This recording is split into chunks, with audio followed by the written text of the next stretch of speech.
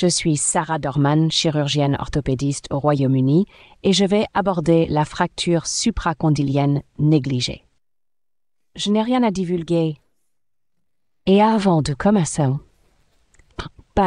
j'ai été formée au Royaume-Uni, j'ai fait des stages à l'étranger, notamment à Sydney, en France et au Cambodge, avec un intérêt global pour l'international. J'ai aussi travaillé à Katmandou et au Malawi chez Baker, où je pratique actuellement. Je suis à l'hôpital pour enfants de Sheffield, Royaume-Uni, où je fais de l'orthopédie pédiatrique, surtout pour les membres supérieurs. En haut, au centre de la photo, le Peak District où je vis est magnifique par beau temps. Je travaille aussi à l'étranger, au Cambodge, 2 à 3 fois par an, avec une équipe spécialisée dans les membres supérieurs du Royaume-Uni et de Singapour. Je fais partie du comité BSSH pour le travail à l'étranger et membre de l'Alliance AO pour l'Afrique pour les cours de pédiatrie. Cette conférence couvrira, bien que le sujet soit la fracture supracondylienne négligée, je parlerai brièvement de la fracture aiguë, car le meilleur traitement pour une fracture négligée est de l'éviter d'abord. Je discuterai des complications courantes et de l'évolution de la fracture, des stratégies pour gérer les fractures supracondyliennes négligées, principalement liées à la déformation supracondylienne. Les fractures supracondyliennes sont des fractures extra-articulaires de l'humérus distal chez l'enfant, situées dans la région métaphysaire, avec une variété de formes et de tailles. En bas, vous pouvez voir une fracture supracondylienne relativement légère. J'espère que vous pouvez l'observer. Il y a une fracture supracondylienne plus déplacée. Selon votre lieu de travail dans le monde, vous pouvez rencontrer une fracture supracondylienne sévère, négligée et mal consolidée. La bonne nouvelle, c'est que la plupart des cas, qu'ils soient aigus ou négligés, peuvent être traités efficacement sans équipement spécialisé. Avec une évaluation clinique minutieuse, des radiographies simples et une bonne planification préopératoire, ces cas peuvent être traités efficacement, même s'ils ne sont pas traités dans les environnements à faibles ressources. Je vais juste évoquer brièvement la fracture supracondylienne aiguë de l'humérus. Nous savons qu'il en existe de toutes tailles et nous les décrivons souvent sur la base de la classification de Gartland. Il s'agit donc des classifications 1 à 4, les types 1 et 2 étant les plus simples. Typiquement, la première est une fracture non déplacée, la deuxième est déplacée, mais la charnière postérieure est intacte. Pour cet exposé, je vais me concentrer sur les fractures simples. La raison est que, généralement, ces fractures peuvent être traitées dans des environnements à faibles ressources avec des méthodes non opératoires. Cela inclut l'utilisation d'un collier et d'une manchette en positionnant ces fractures dans un collier et une manchette élevée ou une flexion du coude prolongée, idéalement avec au moins 100 degrés de flexion entre 100 et 120 degrés. Il ne faut pas dépasser ce seuil pour éviter une compression dans la fosse antécubitale. Cependant, cela aide à stabiliser et réduire les fractures. Dans certaines régions, les fractures de type 2 peuvent être opérées. Mais comme mentionné, dans la plupart des cas, dans des environnements à faibles ressources, ce traitement convient largement pour les fractures complexes ou instables. Les fractures de type 3 et 4 sont complètement déplacées sans charnière intacte. Ou, pour le type 4, la fracture est multidirectionnelle et instable, passant de la flexion à l'extension. Ces lésions sont instables et nécessitent souvent une intervention chirurgicale. Dans ce contexte, je vais vous fournir quelques conseils et astuces pour éviter les complications possibles. Voici un de mes patients traité il y a plusieurs semaines. Vous pouvez constater qu'il s'agit d'une fracture de Garland de stade 3 au minimum. Le fragment distal est déplacé latéralement, et sur le fragment proximal, vous pouvez observer une grande pointe médiale qui en un instant a traversé le brachial. Ces fractures comportent un risque accru de lésions neurovasculaires. Dans le cas d'une lésion neurovasculaire, cela indique la nécessité d'une intervention chirurgicale plus urgente. Ici, vous pouvez observer sur la photo ce qu'on appelle un signe brachial. Cela se manifeste par un plissement de la peau et une échymose sur la face médiale du bras. Cela nécessite une manœuvre appelée manœuvre de traite, qui vise à repousser le muscle brachial de cette face médiale. Ce signe indique souvent un risque d'ouvrir le coude. si quelque chose est coincé dans la fracture ou qu'il y a une lésion neurovasculaire. Une documentation préopératoire minutieuse est donc essentielle pour le pouls, la couleur et l'état de chaque nerf. En salle d'opération, l'acte du succès est l'installation.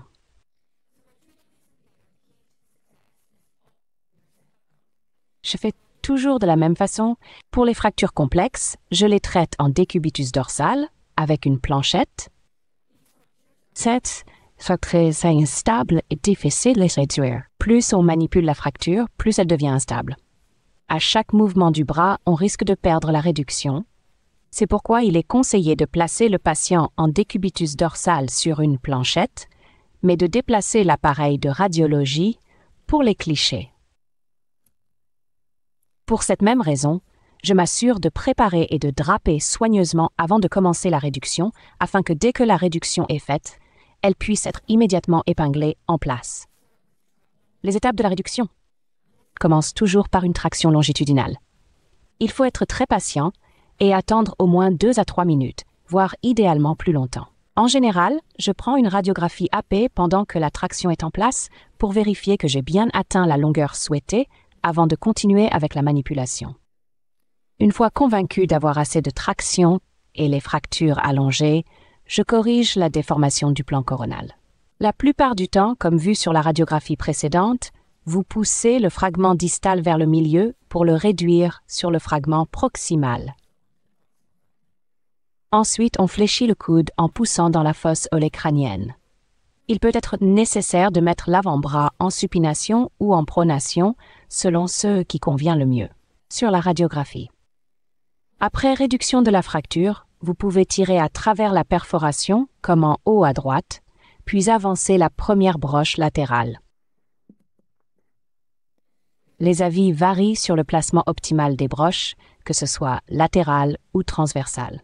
Dans ma pratique, je mets toujours 2 fils latéraux, puis je les crible et ajoute un 3e fil médian si besoin. J'aime énormément cette image, tirée du livre d'Abzug de 2018. Ce que j'apprécie particulièrement, c'est qu'elle illustre un excellent placement des broches pour garantir qu'elles traversent le capitellum sur les vues AP et latérales. Une des erreurs les plus fréquentes que les gens commettent, et j'espère que vous pouvez voir ma flèche ici, est de positionner leur broche sur la radiographie latérale trop en arrière, ce qui ne permet pas un bon ancrage dans le fragment distal et augmente le risque de mauvaise construction d'une broche. C'est ce que l'on ressent. On rencontre parfois des fractures supracondyliennes très instables. Il y a plusieurs stratégies pour les traiter. Joystick. Sur cette photo, un fil médial à latéral.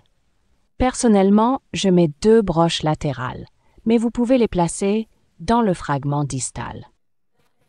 Vous avez ainsi un joystick pour réduire le fragment distal sur le proximal. Si vous avez des difficultés à refermer les choses, vous avez d'autres options, comme une broche intrafocale postérieure. Cette technique, connue également sous le nom de méthode Kappanji, est similaire à celle que vous avez peut-être vue sur un radius distal. Dans cette technique, on pratique une petite incision à l'arrière, on introduit le fil de K dans le site de la fracture et on l'utilise pour faire levier sur le fragment distal. Cela peut aider à stabiliser le fragment distal jusqu'à ce que les broches définitives soient posées. Quand vous passez cette broche, faites-le intramédulairement sans traverser la corticale antérieure.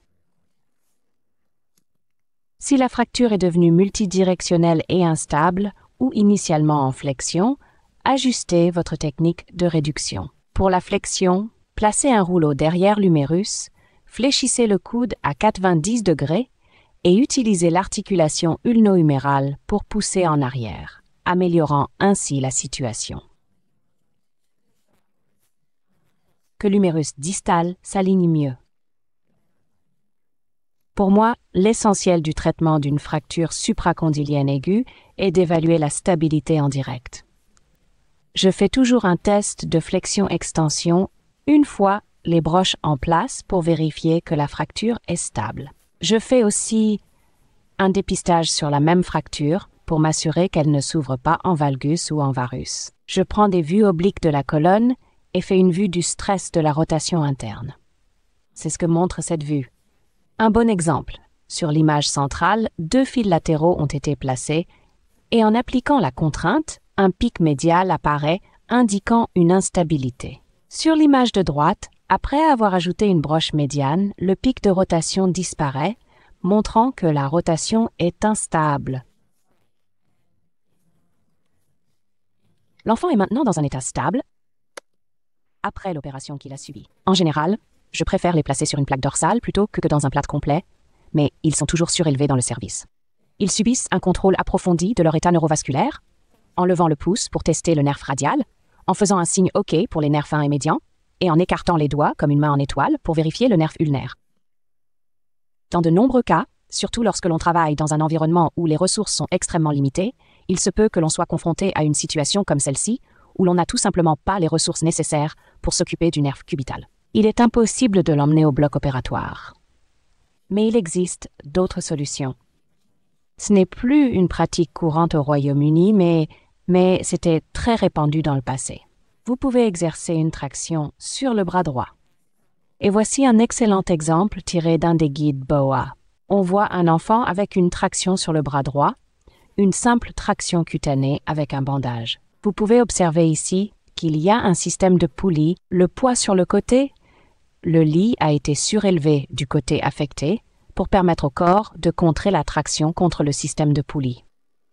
Le bras étant en position droite et élevé, ajuste la poulie et règle l'abduction ou l'adduction du bras pour corriger le varus.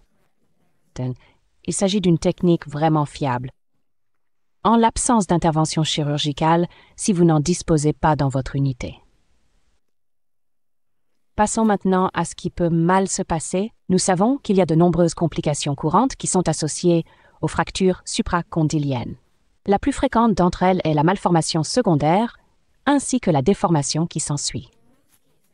Dans la majorité des cas, si une déformation est présente, nous aimons réfléchir à la déformation en 3 plans distincts. Nous pensons donc au plan coronal, au plan sagittal ainsi qu'au plan axial. Dans le cas d'une fracture supracondylienne qui est négligée, la déformation la plus courante est un cubitus, une extension en varus, ainsi qu'une déformation en rotation interne. Parfois, il peut s'agir d'une fracture unique ou d'une combinaison des 3.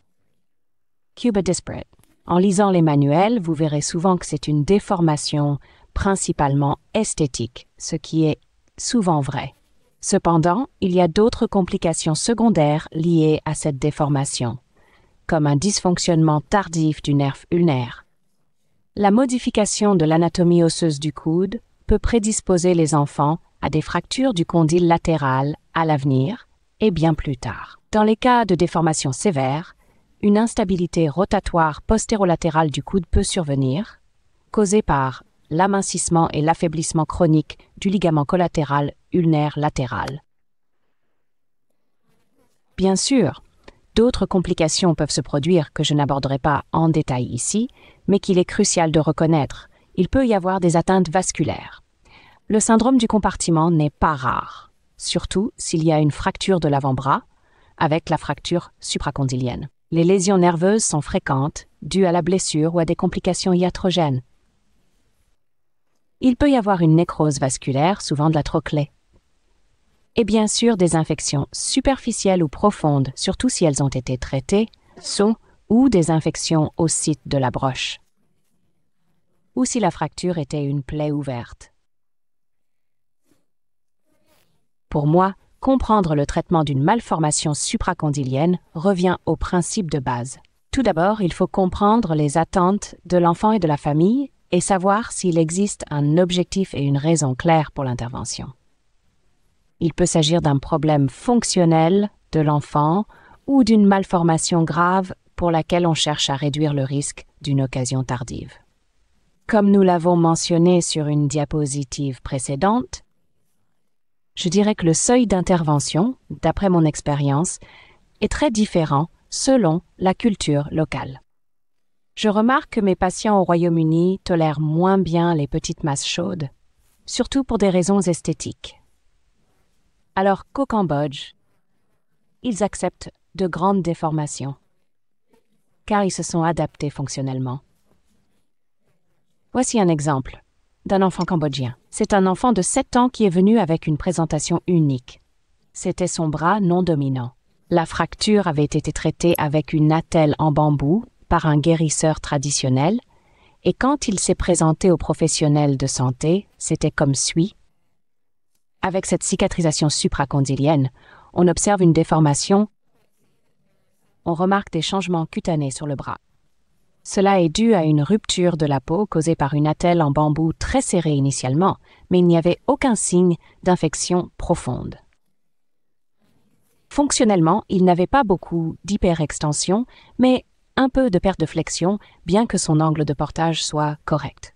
Cet enfant s'est vu proposer une intervention, mais finalement, lui et sa famille ont pris la décision qui pouvait compenser avec son poignet et son épaule, et donc ils ont choisi de ne pas suivre de traitement.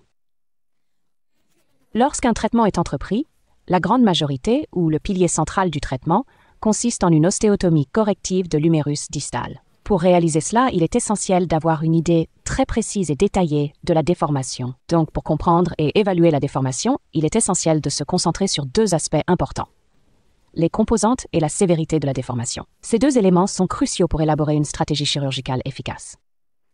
Je vais vous détailler comment j'évalue la déformation. Cette évaluation repose principalement sur deux méthodes: l'examen clinique approfondi et l'analyse radiographique. Pour aborder l'examen des différents plans de déformation, je commence généralement par l'évaluation minutieuse du plan coronal. Chez un enfant normal, on présente un léger valgus. Vous pouvez donc voir ici mon fils, et vous pouvez constater qu'il a un bras normal des deux côtés, avec une position de repos qui est en léger cubitus valgus. Lorsqu'on évalue le coude, il est fréquent d'observer que le cubitus valgus ou varus s'accompagne souvent d'un problème de flexion fixe du coude ou d'une hyperextension, afin d'éviter ce que l'on appelle une erreur de parallaxe. Une parallaxe est une différence apparente dans la direction d'un objet observé depuis deux points distincts. En réalité, si vous examinez cette photographie de mon fils, vous pouvez voir que ses bras sont complètement étendus et qu'il présente des angles de portage symétriques. Sur l'image au centre, il simule une déformation en flexion fixe de son coude gauche, ce qui donne l'impression que son angle de portage est accru. Mais quand je fais correspondre la position de ses coudes des deux côtés, l'angle de portage est symétrique. Cela souligne que si vous avez une déformation fixe en flexion ou en hyperextension, il faut aligner les positions des coudes dans le plan sagittal pour évaluer correctement l'angle de portage. Sinon, en surestimant ou sous-estimant la déformation, voici un exemple clinique d'une personne avec une déformation en cubitus varus. Vous pouvez voir un angle de portage normal ici, et ici, un incubitus varus ou une déformation en crosse de fusil. Ensuite, examinez la composante de rotation interne. Rappelez-vous, la composante inclut la pubalgie, le varus, l'augmentation de la rotation interne et l'hyperextension. Pour évaluer la rotation interne, demandez à la personne de placer son bras derrière son dos et l'examinateur le maintient avec un doigt sur l'épicondyle médial et latéral. Lorsque le patient se penche en avant, on mesure l'angle entre le dos et l'avant-bras. Dans la plupart des cas de supracondylaire négligé, la rotation interne sera augmentée et vous la comparez à celle du bras contralatéral. Enfin, vous évaluez le plan sagittal. Dans cet exemple, vous pouvez voir sur le côté gauche une déformation en hyperextension du coude et une perte réciproque de flux.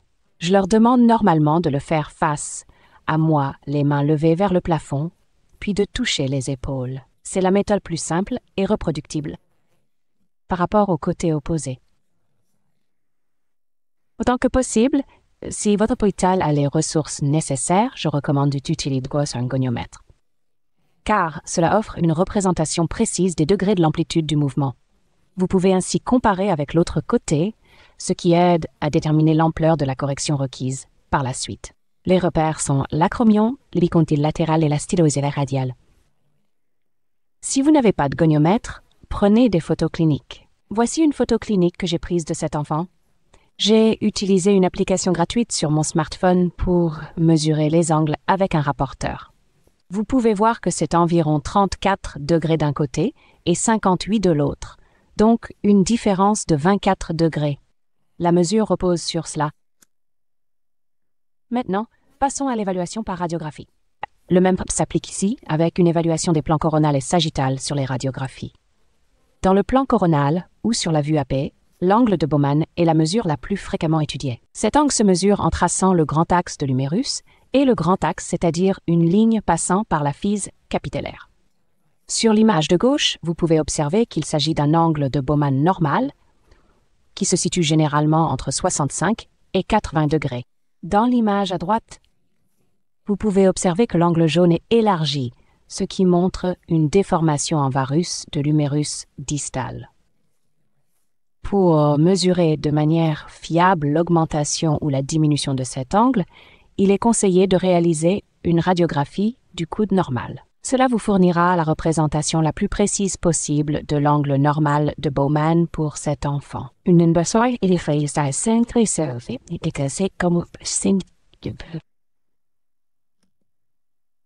Si nous revenons au patient que nous avons observé plus tôt, il présente un cubitus varus. En mesurant sur la radiographie, vous pouvez voir que j'ai mesuré le grand axe de l'humérus ici et la physe capitellaire. Il mesure 102 degrés, ce qui dépasse la limite supérieure normale de 80 degrés, indiquant une déformation en varus. De même ici, un autre exemple.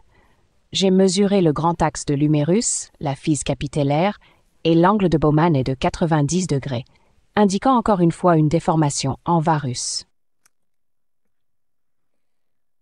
D'autres mesures peuvent être effectuées sur le plan AP, comme l'angle ulno-huméral, qui est l'équivalent radiologique de l'angle de portage du bras. Dans ce cas particulier, vous mesurez le grand axe de l'humérus ainsi que celui du cubitus proximal et vous recherchez la différence entre les deux. Là encore, il s'agit d'un phénomène très individuel. Ainsi, la comparaison avec le du patient est le reflet le plus précis. Dans la part des cas, ma méthode habituelle pour les radiographies consiste à réaliser des vues à bras longs, c'est-à-dire des vues humérales englobant tout l'humérus et l'avant-bras des deux bras sur le même film radiographique. Cela permet précisément l'emmen et l'angle ulno-huméral sur la même image, ce qui simplifie les comparaisons. Ici, vous pouvez voir que le patient a une déformation en cubitus valgus du côté droit. En réalité, cette mesure est prise à partir du cubitus proximal dans ce cas précis, mais elle sert d'exemple où l'on peut clairement observer la différence de l'angle ulno-huméral entre le côté droit et le côté gauche. Et comme nous l'avons mentionné lors de l'examen clinique, il est essentiel de faire correspondre la position de flexion et d'extension du coude pour s'assurer que vous obtenez des images qui sont similaires. Dans le plan sagittal, vous pouvez mesurer l'angle huméral capitellaire latéral.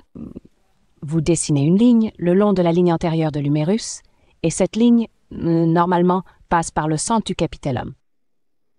Ensuite, tracez une ligne le long du profil latéral du capitellum pour obtenir cet angle. Plus cet angle est grand, plus la déformation en extension est marquée. Une autre méthode pour mesurer l'angle est de comparer l'axe principal de l'humérus avec celui du capitellum. Vous pouvez voir ici l'angle normal. Plus cet angle diminue, plus la déformation en extension devient importante. Voici l'exemple que nous avons vu précédemment, celui du garçon présentant une déformation en hyperextension. Vous pouvez remarquer ici que j'ai mesuré l'angle de Bowman qui est normal. Il s'agit donc principalement d'une déformation en extension. C'est un exemple de l'angle latéral normal du capiton ou de l'humérus. Vous pouvez clairement voir ici qu'il est significativement augmenté, atteignant presque plus de 90 degrés, et c'est aussi une translation vers l'arrière. De même, quand nous mesurons l'angle huméral capitellaire, il est normal, et vous pouvez observer qu'il passe à l'extérieur de l'os ici en bas, en raison du degré de translation, mais cet angle est bien plus réduit, ce qui indique aussi une déformation en extension. Pour l'anecdote, c'est un patient qui n'a reçu aucun traitement et qui a continué à montrer un certain remodelage jusqu'à l'âge de 16 ans. Comment faire une ostéotomie humérale distale? il y a plusieurs techniques, comme l'ostéotomie de fermeture latérale du dôme ou des méthodes plus complexes, telles que les ostéotomies en escalier et les coupes géométriques variées. Le choix dépend souvent de l'expérience du chirurgien et des ressources disponibles. Considérez aussi les problèmes coexistants. Y a-t-il un remodelage ancien ou des changements dysplasiques dans l'articulation pouvant influencer votre chirurgie? Le patient présente-t-il un déficit neurovasculaire et allez-vous l'opérer en même temps ou cela est-il envisageable? Existe-t-il un problème lié au tissu mou? Si le patient a déjà subi une intervention chirurgicale, les incisions réalisées peuvent influencer l'approche que vous pouvez adopter et donc déterminer le type d'ostéotomie réalisable. Cependant, dans la grande majorité des situations, je préconise de rester aussi simple que possible. Dans mes mains, j'ai donc tendance à réaliser un coin de fermeture latérale. Je procède exactement de la même manière que pour les fractures supracondylaires aiguës. Je l'entreprends donc en décubitus dorsal avec le bras en extension. J'utilise un petit garrot haut et je préfère employer un garrot stérile, car si j'ai un problème d'accès, je peux l'enlever. Je fais un plan préopératoire très méticuleux et je continue à élaborer un plan traditionnel sur papier. Je prends une photographie clinique des deux bras avant l'opération et j'ai tendance à l'afficher dans la salle d'opération si cela est possible. Cela s'explique en partie par le fait qu'une fois que l'on a préparé et vu le bras normal, comme nous l'avons déjà vu, je calcule très soigneusement, à la fois cliniquement et radiographiquement, quels sont les angles du bras normal. Je calcule ensuite la déformation clinique et radiologique du bras négligé. Cela me permet, en calculant le côté normal et le côté anormal, de calculer l'angle de direction souhaité pour le cubitus varus, l'extension et la rotation interne en fonction de la déformation. Je me concentre sur les composants présents. Je marque tous les points de repère importants, l'interligne articulaire, la physis, le sommet de la fosse olécrânienne. Je trace aussi le grand axe de l'humérus dans l'avant-bras. Je dessine ces repères sur la peau pour qu'ils servent de guide visuel, afin de faciliter l'intervention chirurgicale. J'effectue une approche latérale simple de l'humérus distal le long de la crête supracondylaire entre le triceps et le biceps. Il faut faire attention au niveau proximal pour ne pas blesser le nerf radial. Une fois que j'ai fini avec le périoste, je fais une belle coupe longitudinale et je retire le périoste à l'avant et à l'arrière. J'utilise ensuite soit Homans, soit un petit McDonald pour contourner l'avant et l'arrière de l'humérus afin d'avoir un plan de travail sûr. Vous pouvez voir ici que c'est une bonne approche pour commencer à penser à faire votre coupe d'ostéotomie et à mettre en place des fils guides par cette approche. Le choix de l'ostéotomie que je pratique dépend du type de déformation que je traite. Lorsqu'il s'agit principalement d'une déformation en varus, j'ai tendance à utiliser cette méthode spécifique. Ce que vous pouvez observer ici, c'est que j'ai placé un mars du côté latéral, un autre juste au-dessus de la fosse olécrânienne. La partie proximale est cruciale pour déterminer le degré de correction souhaité.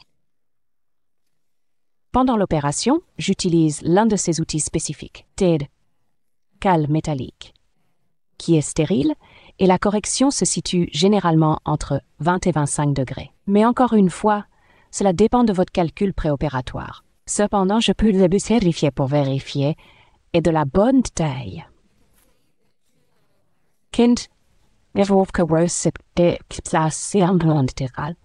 Vous les mettez avant l'ostéotomie pour garder le contrôle. Une fois l'ostéotomie effectuée et la cale retirée, vous pouvez fléchir le coude et le valgiser comme pour une fracture supracondylienne.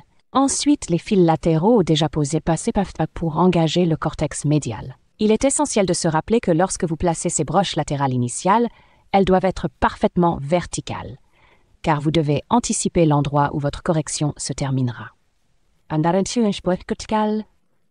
Une fois que vous les avez passés et que vous avez atteint l'objectif d'un achat bicortical, l'achat bicortical est assuré. Ensuite, vous pouvez vérifier la stabilité pour garantir que votre construction est assez stable. Parfois, il faut ajuster ce que vous faites.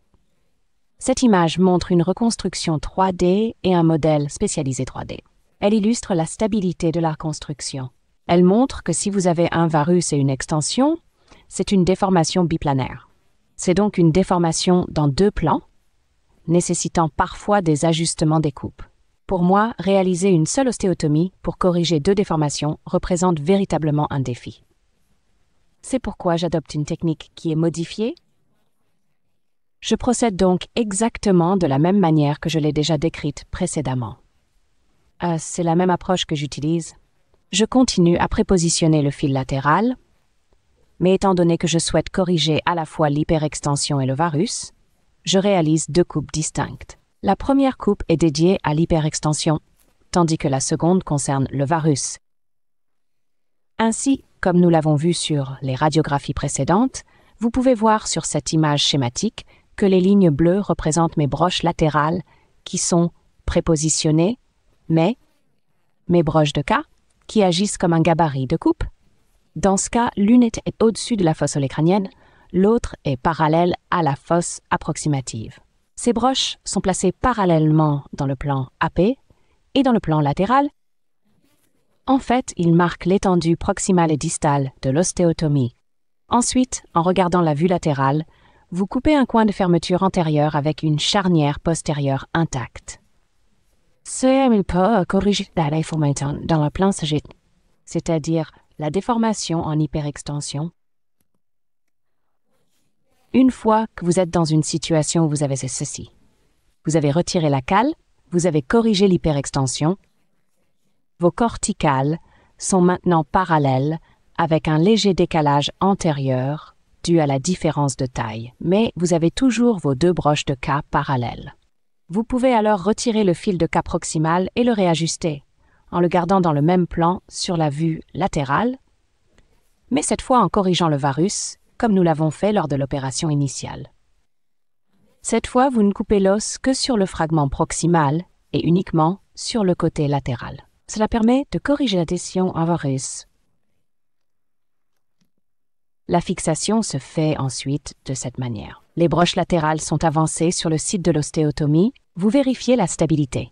Et si vous êtes préoccupé par celle-ci, vous pouvez ajouter une 3e broche. Celle-ci peut être ajoutée à travers l'épicondyle médial, comme dans le cas d'une fracture supracondylienne, ou si une plaie latérale est déjà présente, vous pouvez également la passer de proximale à distale. Les fils sont ensuite coupés et enfouis, et le patient est placé dans un plâtre à long bras pour la période post-opératoire. En résumé, une fracture supracondylienne négligée peut être évitée. La prévention précoce est cruciale, et même des interventions simples dans les fractures supracondyliennes aiguës peuvent éviter des complications majeures. La correction de la déformation est primordiale. Souvent, c'était une déformation dans plusieurs plans et est important de rester simple. Vous devez évaluer attentivement la déformation dans les plans coronal, sagittal et axial lors de l'examen et sur des radiographies simples.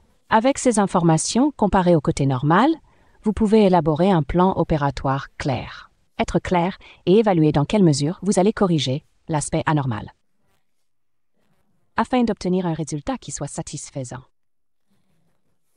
Je voudrais exprimer ma gratitude envers 2 de mes collègues, M. Nick Green en haut et M. Fernandez, qui ont contribué avec certaines des images de cette présentation, ainsi qu'un résumé des références utilisées. Je vous remercie sincèrement de votre attention.